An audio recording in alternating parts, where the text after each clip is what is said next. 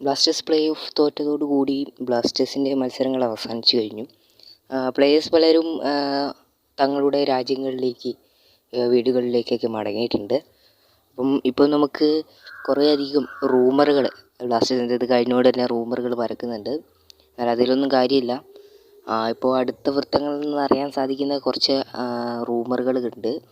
അപ്പം അക്കാര്യങ്ങളൊക്കെ നമുക്ക് പുറത്ത് ഇപ്പം നിങ്ങളിലേക്ക് ഷെയർ ചെയ്യാൻ പോവുകയാണ്.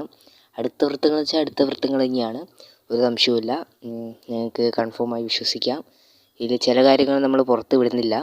അതെന്താണെന്ന് വെച്ച് കഴിഞ്ഞാൽ ചില സാങ്കേതിക പ്രശ്നങ്ങളുള്ളതുകൊണ്ടാണ്. അതായത് എല്ലാം അങ്ങനെ പുറത്ത് വിടാനായില്ല. നോക്കട്ടെ, അത് അടുത്തൊരു വീഡിയോ ആയിട്ട് നമ്മൾ ചെയ്യുന്നതായിരിക്കും. അതായത് ISL അവസാനിക്കുമ്പോഴേക്കും. ISL അവസാനിച്ചതായതുകൊണ്ട് ഒരു മാസമൊക്കെ കഴിയുമ്പോഴേക്കായിരിക്കും ഈ ട്രാൻസ്ഫറൊക്കെ നടക്കാൻ പോകുന്നത് ഒക്കെ.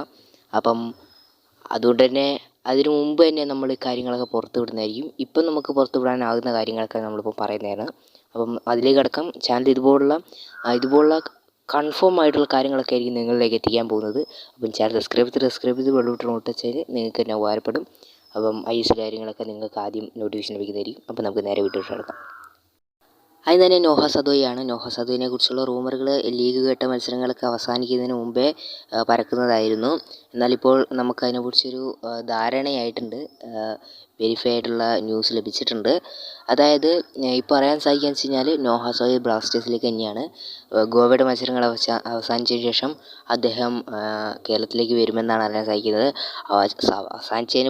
അവസാനിച്ച് കഴിഞ്ഞ പാട് തന്നെ വരുമെന്ന് ഒന്നും ഉറപ്പില്ല.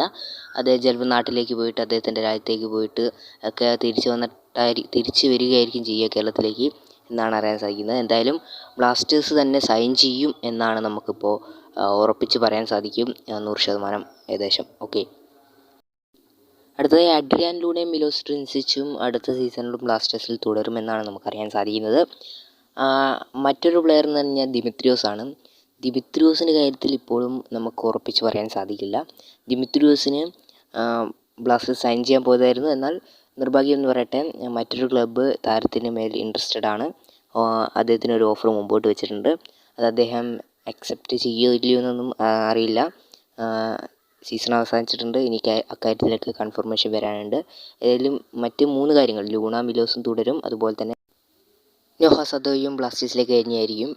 അടുത്തതായി പിന്നെ ദിമിത്രിയോസിൻ്റെ കാര്യം നമുക്ക് കൺഫർമേഷൻ ആവാനുണ്ട്. ഇനിയും ഒന്ന് വെരിഫൈ ആവാനുണ്ട്. അദ്ദേഹം ബ്ലാസ്റ്റേഴ്സിലേക്ക് വരുമല്ലോ അല്ലെങ്കിൽ ബ്ലാസ്റ്റേഴ്സ് വിടുമല്ലോ എന്ന് കണ്ടു തന്നെ അറിയാം.